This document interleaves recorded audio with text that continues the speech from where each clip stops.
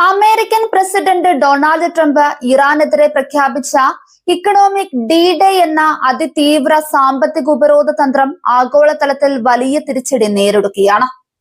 പശ്ചിമേഷ്യൻ പ്രതിസന്ധിയുടെ പശ്ചാത്തലത്തിൽ ഇറാന്റെ സമ്പദ് വ്യവസ്ഥയെ പൂർണ്ണമായി ഒറ്റപ്പെടുത്തി വളക്കാനായിരുന്നു അമേരിക്കൻ ഭരണകൂടം ലക്ഷ്യമിട്ടത്. എന്നാൽ അമേരിക്കൻ ആവശ്യങ്ങളും ഭീഷണികളും പരസ്യമായി തള്ളിക്കളഞ്ഞുകൊണ്ട് ചൈന രംഗത്തെത്തിയത് വാഷിംഗ്ടണിന് കനത്ത ആഘാതമായി മാറി. അമേരിക്ക ഏകപക്ഷീയമായി അടിച്ചേൽപ്പിക്കുന്ന ഉപരോധങ്ങൾ അന്താരാഷ്ട്ര നിയമങ്ങൾക്ക് വിരുദ്ധവും നിയമവിരുദ്ധവുമാണെന്ന് ചൈനീസ് വിദേശകാര്യ മന്ത്രാലയം ഔദ്യോഗികമായി വ്യക്തമാക്കി. ഉപരോധങ്ങളും സമ്മർദ്ദ തന്ത്രങ്ങളും കൊണ്ട് പ്രതിസന്ധികൾക്ക് പരിഹാരം കാണാനാകില്ലെന്നും നയതന്ത്രപരമായ ചർച്ചകളിലൂടെയാണ് പ്രശ്നങ്ങൾ പരിഹരിക്കേണ്ടതെന്നും ബീജിംഗ് ഓർമ്മിപ്പിച്ചു. ചൈന മാത്രമല്ല, അമേരിക്കയുടെ പരമ്പരാഗത പങ്കാളികളും ആഗോള ശക്തികളുമായ മറ്റു പല രാജ്യങ്ങളും ട്രംപിന്റെ ഈ ഉപരോധ നീക്കങ്ങളോട് സഹകരിക്കാൻ വിസമ്മതിച്ചിട്ടുണ്ട്.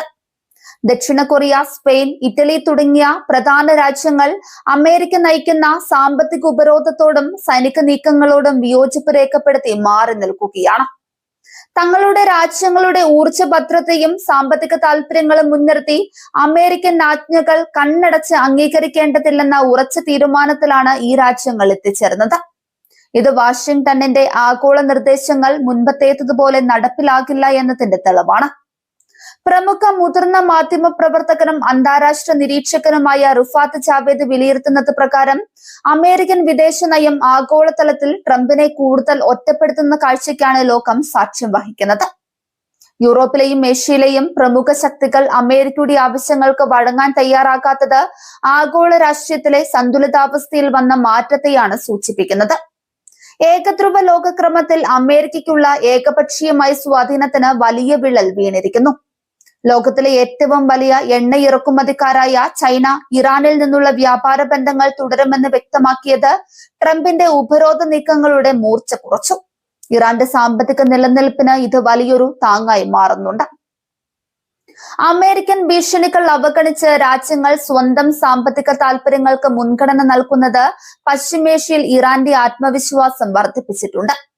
ഉപരോധങ്ങളിലൂടെ ഇറാന്റെ സാമ്പത്തിക സ്രോതസ്സുകൾ അടച്ചുപൂട്ടാമെന്ന അമേരിക്കൻ കണക്കുകൂട്ടലുകൾ പൂർണ്ണമായും തെറ്റുകയാണ്. യൂറോപ്യൻ രാജ്യങ്ങൾ സ്വന്തം ഊർജ്ജ ആവശ്യങ്ങൾക്കായി ഉപരോധ ഭീഷണികളെ മറികടക്കാൻ ശ്രമിക്കുന്നത് അമേരിക്കയും തങ്ങളുടെ വിശ്വസ്ത സഖ്യകക്ഷികളും തമ്മിലുള്ള നയതന്ത്ര വിടവ് വർദ്ധിപ്പിച്ചു. അമേരിക്കയുടെ കടുത്ത നിലപാടുകൾ സഖ്യരാഷ്ട്രങ്ങളെ പോലും അകറ്റാൻ മാത്രമാണ് ഉപകരിച്ചത്. അമേരിക്കൻ ഡോളറിനെ മാത്രം അടിസ്ഥാനമാക്കിയുള്ള ആഗോള സാമ്പത്തിക ഇടപാടുകളിൽ നിന്ന് മാറി പ്രാദേശിക കറൻസികളിലും പുതിയ സാമ്പത്തിക ശൃംഖലകളിലൂടെയും വ്യാപാരം നടത്താൻ രാജ്യങ്ങൾ നിർബന്ധിതരാക്കുന്നുണ്ട്. ഇത് ദീർഘകാലാടിസ്ഥാനത്തിൽ അമേരിക്കൻ ഡോളറിന്റെ ആധിപത്യത്തിന് ഭീഷണിയാണ്. പശ്ചിമേഷ്യയിലെ പരമ്പരാഗത രാഷ്ട്രീയ ചിത്രത്തിന് മാറ്റം വരുത്തിക്കൊണ്ട് റഷ്യ, ചൈന, ഇറാൻ എന്നീ രാജ്യങ്ങൾ ഉൾപ്പെടുന്ന പുതിയൊരു ശക്തി കേന്ദ്രം കൂടുതൽ ശക്തമാക്കാൻ ഈ സാഹചര്യം വഴിയൊരുക്കി.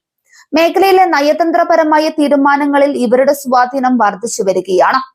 അമേരിക്കയുടെ ഉപരോധ നീക്കങ്ങൾ പരാജയപ്പെടുന്നതോടെ പശ്ചിമേഷ്യയിൽ തങ്ങളുടെ സ്വാധീനം ഉറപ്പിക്കാൻ ചൈനയ്ക്ക് കൂടുതൽ അവസരങ്ങൾ ലഭിക്കുകയാണ്. സാമ്പത്തിക പങ്കാളിത്തത്തിലൂടെയും മധ്യസ്ഥ ശ്രമങ്ങളിലൂടെയും ബീജിംഗ് മേഖലയിൽ കൂടുതൽ സജീവമാക്കുന്നുണ്ട്. അന്താരാഷ്ട്ര നിയമങ്ങളെയും UN നിർദ്ദേശങ്ങളെയും അവഗണിച്ച് അടിച്ചേൽപ്പിക്കുന്ന ഏകപക്ഷീയമായ ഉപരോധങ്ങളോട് ആഗോള സമൂഹത്തിനുള്ള എതിർപ്പാണ് ഈ സംഭവങ്ങളിൽ വ്യക്തമാക്കുന്നത്. ശക്തി പ്രയോഗത്തിലൂടെ രാജ്യങ്ങളെ കീഴടക്കുക എന്ന തന്ത്രം ഇനി എളുപ്പമാകില്ല.